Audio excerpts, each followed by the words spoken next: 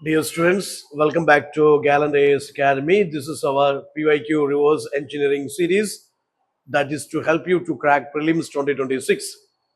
So, കഴിഞ്ഞ കുറേ ദിവസങ്ങളായിട്ട് നമ്മളിങ്ങനെ PYQs സോൾവ് ചെയ്ത് പോയിക്കൊണ്ടിരിക്കുകയാണ്.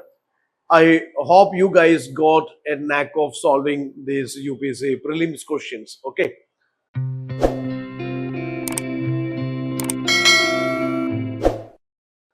സോ കമ്മിങ് ടു ദിസ്, ഇനിയിപ്പോൾ ചുരുങ്ങിയ ദിവസങ്ങളും മണിക്കൂറുകളും മാത്രമേ ഉള്ളൂ പ്രിലിംസിലേക്ക്. അപ്പോൾ ചില കാര്യങ്ങൾ ശ്രദ്ധിക്കേണ്ടത്, പ്രത്യേകിച്ച് നിങ്ങൾ എക്സാം ഹാളിൽ കൊണ്ടുപോകേണ്ട കാര്യങ്ങൾ എന്തൊക്കെയാണെന്ന് കൃത്യമായിട്ട് നിങ്ങൾക്കറിയാം. അതിലൊരു കാര്യം ശ്രദ്ധിക്കുക, ഒരു ബ്ലാക്ക് ബോൾ പോയിന്റ് പെൻ മസ്റ്റാണ്. നിങ്ങൾ അതിന് പകരം ഇങ്ക് പെന്നോ അല്ലെങ്കിൽ വേറെ എന്തെങ്കിലുമൊക്കെ കൊണ്ടുപോയി കഴിഞ്ഞാൽ അതിൻ്റെതായിട്ടുള്ള ബുദ്ധിമുട്ടുകൾ ഉണ്ടാവും.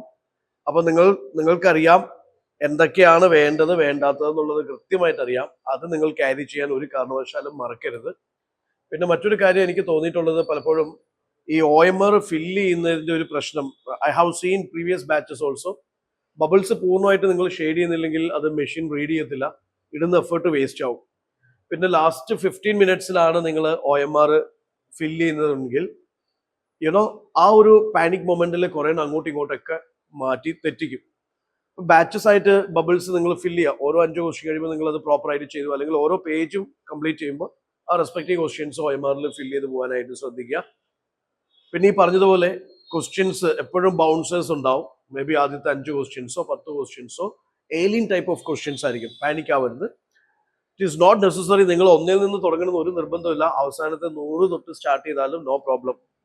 ഫസ്റ്റ് 5 മിനിറ്റ്സ് നന്നായിട്ട് 100 ക്വസ്റ്റ്യൻസ് ഓടിച്ച് വായിച്ച് നോക്കി നിങ്ങളുടെ കംഫോർട്ട് ക്വസ്റ്റ്യൻസ് കണ്ടെത്തുക. ഫസ്റ്റ് റൗണ്ടിൽ നമ്മൾ പറഞ്ഞതുപോലെ നന്നായിട്ട് ചെയ്യാൻ പറ്റുന്ന ക്വസ്റ്റ്യൻസ് ചെയ്യുക. സെക്കൻഡ് റൗണ്ടിൽ 50-50 ക്വസ്റ്റ്യൻസ്. ഫൈനൽ റൗണ്ടിൽ ഈ ഒരു ഓപ്ഷൻ മാത്രം അറിയാം എന്ന് തോന്നുന്ന ഡിഫിക്കൽട്ട് ക്വസ്റ്റ്യൻസ്. ഓക്കെ, ഒരു ക്വസ്റ്റ്യൻ ഒരു കാരണവശാലും 1 മിനിറ്റിൽ കൂടുതലോ 1.5 മിനിറ്റിൽ കൂടുതലോ സമയം എടുക്കാണ്ടിരിക്കാൻ പ്രത്യേകം ശ്രദ്ധിക്കുക. അങ്ങനെ എടുക്കുന്നുണ്ടെങ്കിൽ അങ്ങനത്തെ ക്വസ്റ്റ്യൻസ് നിങ്ങൾ സ്കിപ്പ് ചെയ്യുക. So skipping is also not, that is also the way of getting like നിങ്ങളുടെ നെഗറ്റീവ്സ് കുറയ്ക്കാനും സ്കോർ കൂട്ടാനും ഉള്ള ഏറ്റവും ഡിഫിക്കൽട്ട് ആയിട്ടുള്ള ക്വസ്റ്റ്യൻസിൽ മൽപ്പിടുത്തം പിടിക്കാൻ നിൽക്കരുത്. അതും പ്രത്യേകം ശ്രദ്ധിക്കുക. സോ PYQസിലേക്ക് വരുമ്പോൾ first question justice are the trade disputes act of 1929 provided four. 1929 ആണ് ആ ഇയർ. സ്പെസിഫിക് ആയിട്ട് നോക്കിയാൽ മനസ്സിലാവും. ആ സമയത്ത് ബ്രിട്ടീഷ് ഒരു സോക്കോൾഡ് ഒരു ഡെമോക്രാറ്റിക് മാനേജ്മെന്റ് സിസ്റ്റമോ അല്ലെങ്കിൽ വർക്കേഴ്സിന് വേണ്ടിയിട്ട് ഒരു പർട്ടിക്കുലർ പ്ലാറ്റ്ഫോമോ കാര്യങ്ങളോ ഒന്നും സെറ്റ് ചെയ്തിട്ടില്ലായിരുന്നു. ഇവിടെ ലേബേഴ്സും പെസൻസും ഒക്കെ സാമാന്യം നല്ല രീതിയിൽ ബ്രിട്ടീഷിനോട് ഫൈറ്റ് ചെയ്യുന്ന ഒരു കാലഘട്ടമാണ്. ഗാന്ധി മൂവ്മെന്റ്സ് നോൺ കോപ്പറേഷനിലും CDMലും ക്വിറ്റ് ഇന്ത്യയിലൊക്കെ നമുക്ക് കാണാൻ പറ്റും. സിവിലിയൻസിന്റെയും അല്ലെങ്കിൽ ട്രേഡേഴ്സിന്റെയും വർക്കേഴ്സിന്റെ ഒക്കെ ലാർജ് സ്കെയിൽ പാർട്ടിസിപ്പേഷൻ ഉണ്ടായിരുന്നു. That means participation of workers in the management of industries. അങ്ങനത്തെ ഒരു ഡെമോക്രാറ്റിക് ഒരു platform system British as early as 1929 it is impossible.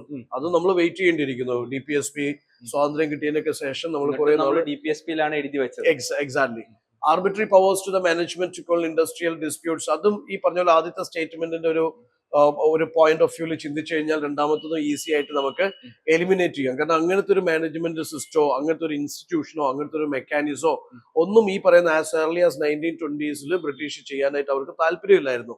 അങ്ങനെ ഉണ്ടായിരുന്നുവെങ്കിൽ ഈ ലേബേഴ്സിന്റെ സ്ട്രൈക്സും ഇൻഡസ്ട്രിയൽ സ്ട്രൈക്സും അവരുടെ ഇത്രയും എന്താ പറയുക പ്രക്ഷോഭങ്ങളൊന്നും ഉണ്ടാവത്തില്ലായിരുന്നു. We can see that mostly in 1920s 30s as part of the socialist വിങ്ങിന്റെ ഗ്രോത്തിനനുസരിച്ച് ഇവരുടെ വലിയ രീതിയിലുള്ള പാർട്ടിസിപ്പേഷൻ ഉണ്ടായിരുന്നു. Intervention by British court in the event of this trade disputes. ഇവിടുത്തെ ഒരു ലോക്കൽ ട്രേഡ് ഡിസ്പ്യൂട്ടിന് വേണ്ടിയിട്ട് ബ്രിട്ടീഷ് കോർട്ട് അങ്ങ് മൈലുകൾ കിലോമീറ്റേഴ്സ് ആൻഡ് കിലോമീറ്റേഴ്സ് അകലെ കിടക്കുന്ന ഒരു ബ്രിട്ടീഷ് കോർട്ട് ഇന്റർവെൻ ചെയ്യാന്ന് പറയുന്നത് അത് ലോജിക്കലി ഒരു അബ്സർഡ് സ്റ്റേറ്റ്മെന്റ് ആണ്. ഒരിക്കലും കണക്ട് ആവുന്നില്ല. അങ്ങനെ എൻ്റെ ഒരു പോയിന്റ് ഓഫ് വ്യൂവിൽ ഞാൻ Aയും Bയും Cയും ഒക്കെ എലിമിനേറ്റ് ചെയ്യുമ്പോൾ എനിക്ക് കുറച്ചും കൂടി മാച്ച് ആവുന്ന ഒരു choice system of tribunals and A ban on strikes. അതായിരുന്നു അവരുടെ ഏറ്റവും വലിയ വികാരം, അല്ലെ ഏറ്റവും വലിയ ടെൻഷൻ അതായിരുന്നു. അപ്പൊ ഒബിയസ്ലി എനിക്ക് തോന്നുന്നു we shall come up with this Delhi D as the answer. എനിക്ക് തന്നെ തോന്നുന്നു കുറച്ചുകൂടെ സിസ്റ്റമിക് ആയിട്ടുള്ള ഓപ്ഷൻ. ബാക്കി എല്ലാത്തിലും ഒരു മെയ്ഡ് അപ്പ് ഫീൽ ഉണ്ട്. Arbitrary powers to the management to quell industrial disputes, intervention by the British. കുറച്ചുകൂടെ സിസ്റ്റമിക് ആയിട്ടുള്ള ഒരു ഓപ്ഷൻ എന്ന് പറയുന്നത് സിസ്റ്റമാണ്. യെസ്. രണ്ടാമത്തെ question, object of Butler committee of 1927 was to. എപ്പോഴും ശ്രദ്ധിക്കുക, ഈ കമ്മിറ്റീസ് ആൻഡ് കമ്മീഷൻസും അതിന്റെ റെക്കമെൻഡേഷൻസ് ഒക്കെ അത് അല്ലെങ്കിൽ അതിലെ സ്റ്റേക്ക് ഹോൾഡേഴ്സ് അതിൽ ഇൻവോൾവ് ചെയ്ത പാർട്ടീസ് ഒക്കെ UPSCക്ക് ഭയങ്കര ഫേവറേറ്റ് ആണ്, എസ്പെഷ്യലി ഇൻ പ്രിലിംസ്. അപ്പോൾ എഡ്യൂക്കേഷൻ കമ്മീഷൻസ് ഉണ്ട്, കമ്മിറ്റീസ് ഉണ്ട്, കോൺസ്റ്റിറ്റ്യൂഷൻ കമ്മിറ്റീസ് ഉണ്ട്, അല്ലെങ്കിൽ ഫാമിൻ കമ്മിറ്റീസ് ഉണ്ട്, സിവിൽ സർവീസ് റിഫോം കമ്മിറ്റീസ് ഉണ്ട്. അപ്പോൾ ഡിഫറെന്റ് കമ്മിറ്റീസ് കമ്മീഷൻസ് അത് പ്രത്യേകം ശ്രദ്ധിക്കുക, അതിന്റെ ഒബ്ജക്റ്റീവ് ശ്രദ്ധിക്കുക, അതിൽ ഇൻവോൾവ് ചെയ്ത പാർട്ടീസിനെ ശ്രദ്ധിക്കുക. To define the jurisdiction of the central provincial governments. This is already done by Government of India Act 1990. Division of that central provincial subjects, jurisdiction, etc. is done in 1990. അപ്പോൾ അത് 1927 വീണ്ടും അതിന്റെ ഒരു repetition ഇല്ല. പിന്നെ ഇതിനെക്കുറിച്ച് കൂടുതൽ സ്റ്റഡി ചെയ്യാനും ഈ ജുറിസ്ഡിക്ഷൻ, ഈ ഡിവിഷൻ ഇതെങ്ങനെ വർക്ക് ചെയ്യുന്നു, ഡയർക്കി എങ്ങനെ ഫംഗ്ഷൻ ചെയ്യുന്നു, അതിനൊക്കെ വേണ്ടിയിട്ട് സൈമൺ കമ്മീഷൻ ഓൾറെഡി വന്നിട്ടുണ്ട്. പിന്നെ define the powers of secretary of state for India. Define the power of the secretary of state for India. Actually അത് ഓൾറെഡി സംഭവിച്ചതല്ലേ. ഇപ്പൊ ഗവൺമെന്റ് ഓഫ് ഇന്ത്യ ആക്ട് 1858 ഈ പറയുന്ന created A post of secretary of state abolishing that a dual government, and he is the director representative of the British crown. He will overview or supervise this Indian administration from Britain. In India there is viceroy. appo adella already sambhovichadana. Pinne impose censorship on national press. ഈ സെൻസർഷിപ്പിനൊക്കെ വേണ്ടിയിട്ട് അവര് legislative acts ആയിരുന്നു. Vernacular press act is there, so many acts are there. അതിനൊരു investigatory body അല്ലെങ്കിൽ committee appoint ചെയ്യുന്ന ചരിത്രം British ഇന്ത്യയിൽ നമ്മൾ കണ്ടിട്ടില്ല. ഓൾറെഡി കുറെ സെൻസർഷിപ്പിലായിരുന്നു. പുതുതായിട്ട് 1927 ഒരു കമ്മിറ്റി വെച്ച് വീണ്ടും സെൻസർഷിപ്പ് ചെയ്യേണ്ട ആവശ്യമില്ല. അപ്പൊ അതും നമ്മൾ എലിമിനേറ്റ് ചെയ്തു. Then come up with this, improve the relationship between government of India and the Indian states. ഇത് അവർക്ക് അത്യാവശ്യമായിരുന്നു. ഇറ്റ്സ് ലൈക്ക് ഈ പറയുന്ന ever growing these nationalism, national consciousness. അപ്പം വളരെ ലോയൽ ആയിട്ടുള്ള, വളരെ റിച്ച് ആയിട്ടുള്ള ഇന്ത്യൻ പ്രിൻസിലി സ്റ്റേറ്റ്സ് അവരൊരു ബഫർ സ്റ്റേറ്റ്സ് ആയിട്ട് ബ്രിട്ടീഷിനെ കൂടെ നിർത്തുക, അല്ലെങ്കിൽ ഈ എവർ ഗ്രോയിങ് നാഷണലിസത്തെ തടയിടാൻ വേണ്ടി ഇവരെ കൂട്ടുപിടിക്കുക എന്നുള്ളത് അത്യാവശ്യമായിരുന്നു. അപ്പൊ അവരുമായിട്ടുള്ള റിലേഷൻസ് ഒക്കെ ഇൻവെസ്റ്റിഗേറ്റ് ചെയ്യാനും അത് ഇംപ്രൂവ് ചെയ്യാനൊക്കെ ആയിട്ട് they appointed this committee, Butler Committee. നമുക്ക് ഇങ്ങനത്തെ ക്വസ്റ്റ്യൻസ് വരുമ്പോൾ കുറെ കൂടെ നമ്മൾ ഹെൽപ്പ് ചെയ്യാം. നമുക്ക് ഈ കമ്മിറ്റി അറിയില്ലെങ്കിലും കുറച്ചുകൂടെ ടൈം പീരീഡ് വരുമ്പോൾ ടൈം പീരീഡിൽ നടന്ന കുറെ കാര്യങ്ങൾ ആലോചിക്കുകയാണെങ്കിൽ അറ്റ്ലീസ്റ്റ് എലിമിനേറ്റ് ചെയ്യാൻ പറ്റും. ഇനി ഒരു question with reference to Indian freedom struggle consider following events. ഇത് സിമ്പിൾ ആണ്. നിങ്ങൾ ആക്ച്വലി ക്രോണോളജി അറിഞ്ഞിരിക്കുക എന്നുള്ളതാണ്. അതായത് എന്തുകൊണ്ട് ഒരു കാര്യം സംഭവിച്ചു, അതിന്റെ റിസൾട്ട് ആയിട്ട് അടുത്തത് എന്ത് സംഭവിച്ചു. അപ്പൊ ഈ ഒരു ഓർഡർ നിങ്ങൾക്ക്, ആ കോസ് ആൻഡ് എഫക്ട്, ഒരു ചെയിൻ ഓഫ് ഈവന്റ്സ് നിങ്ങൾക്ക് അറിയാമെന്നുണ്ടെങ്കിൽ ഇത് ആൻസറബിൾ ആണ്. ഇവിടെ ഇപ്പൊ നമുക്ക് mutiny in royal Indian navy എന്ന് പറയുന്നത് അവസാനത്തെ റൗണ്ട് ആണ്. അതായത് ഈ സംഭവമാണ് ബ്രിട്ടീഷിന്റെ കണ്ണ് തുറപ്പിച്ചത്. It was the final nail on the coffin of the British rule എന്നാണ് വിശേഷിപ്പിക്കുന്നത്. ഇതിന് ശേഷമുള്ള ഇമ്മീഡിയറ്റ് എഫക്ട് എന്ന് പറയുന്നത് ക്യാബിനറ്റ് മിഷൻ അപ്പോയിന്റ്മെന്റ് ആയിരുന്നു. ക്വിറ്റ് ഇന്ത്യ എന്ന് പറയുന്നത് നമുക്കറിയാം, it is something connected with World War 2. World War 2 ഇന്ത്യയുടെ പാർട്ടിസിപ്പേഷൻ ചോദിച്ചിട്ടാണ് അവർ ഈ പറയുന്ന കുറെ ഓഫേഴ്സും ക്രിപ്സ് മിഷനൊക്കെ അയക്കുന്നത്. അത് പരാജയപ്പെട്ട് അവരപ്പോഴും ഡൊമിനിയൻ സ്റ്റാറ്റസ് പറഞ്ഞുകൊണ്ടിരിക്കുമ്പോൾ നമ്മളിവിടെ ക്വിറ്റ് ഇന്ത്യ ലോഞ്ച് ചെയ്തു. So it is coming up to 1942 ആ റേഞ്ച് ആണ്. സെക്കൻഡ് റൗണ്ട് ടേബിൾ കോൺഫറൻസ് നിങ്ങൾക്കറിയാം, it is somewhere in this CDMന്റെ ഇടയിലാണ്. ഫസ്റ്റ് റൗണ്ട് ടേബിൾ കോൺഫറൻസിൽ ഈ പറയുന്ന ഗാന്ധിജി പാർട്ടിസിപ്പേറ്റ് ചെയ്തില്ല. Then there is Gandhi Irwin Pact. ആ ഒരു പാക്ടിന്റെ അടിസ്ഥാനത്തിലാണ് CDM താൽക്കാലികമായിട്ട് സസ്പെൻഡ് ചെയ്ത് സെക്കൻഡ് റൗണ്ട് ടേബിൾ കോൺഫറൻസിൽ ഗാന്ധിജി പാർട്ടിസിപ്പേറ്റ് ചെയ്യാന്ന് പറയുന്നത്. So it's something around 32-31, specifically 31. അപ്പോൾ ഇതില് earliest എന്ന് പറയുമ്പോഴത്തേക്കും we will go for this second round table conference, then Quit India, finally Royal Indian Navy mutiny. അപ്പോൾ we have to go for 3-2-1 ആയിരിക്കും. 3-2-1. Yes. Yes. Let's also see some other type of questions. So കഴിഞ്ഞ വർഷത്തെ questions നോക്കാം. Exactly. നമുക്ക് UAV നെ പറ്റിയിട്ടാണ്. Unmanned aerial vehicles, consider the following. Yes. All types of UAVs can do vertical landing. അതായത് എല്ലാ UAVസിനും എന്ത് കേപ്പബിലിറ്റി ഉണ്ട്? Vertical landing capacity. നമ്മൾ കാണുന്ന എല്ലാ ഡ്രോണിനും എന്തുണ്ട്? ഇങ്ങനെ മുകളിൽ പോയിട്ട് അതുപോലെ താഴത്തേക്ക് വരാനുള്ള കേപ്പബിലിറ്റി ഉണ്ട്. Why not? നമുക്ക് ഹൊറിസോണ്ടൽ പോകുന്നുണ്ട്. എല്ലാത്തിനും ഇപ്പൊ ഹൈ കോസ്റ്റ് ആയിട്ടുള്ള സാധനങ്ങളൊക്കെ വെർട്ടിക്കൽ ലാൻഡിങ് ഇങ്ങനെ ചെയ്യാൻ പറ്റുമായിരിക്കും. അന്നേരം അപ്പം അറ്റ്ലീസ്റ്റ് നമുക്കൊരു മിസ്ലീഡിംഗ് ടേം ആണ് ഓൾ ടൈപ്സ് എന്നൊക്കെ പറയുന്നത്.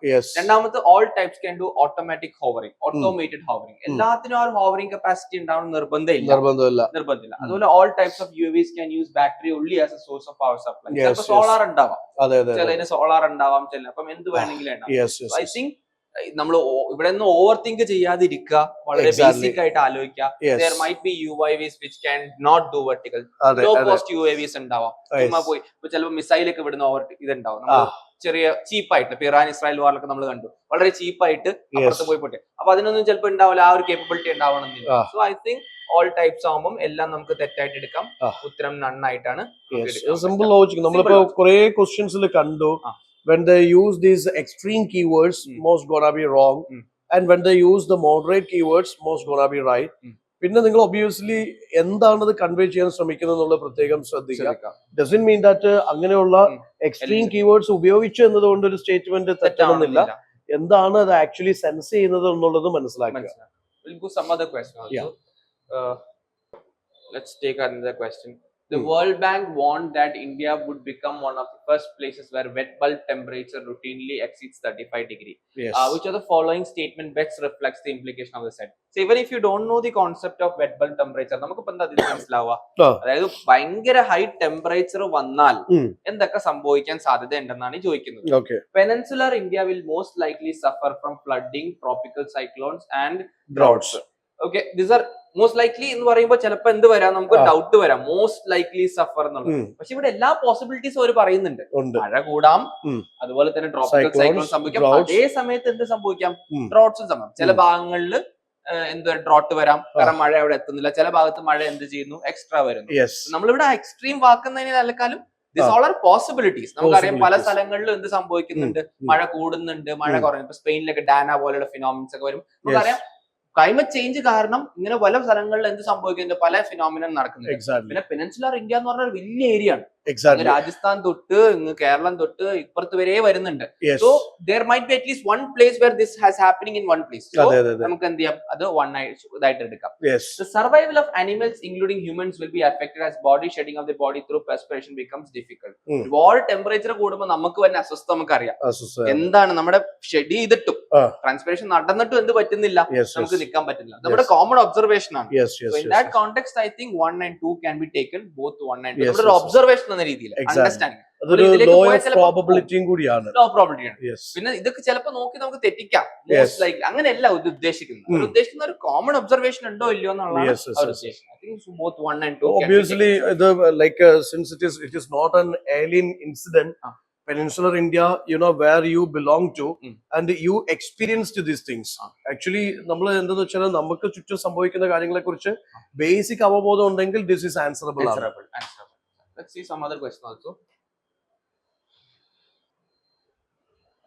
അപ്പോ GPS aided geo augmented navigation. അപ്പൊ നമ്മൾ കേൾക്കുമ്പോൾ തന്നെ ചിലപ്പോൾ നമുക്കൊരു കൺഫ്യൂഷൻ അവർ തന്നെ പക്ഷെ നമുക്ക് പറഞ്ഞു തരാം. Uses a system of ground stations to provide necessary augmentation. Some kind of GPS system.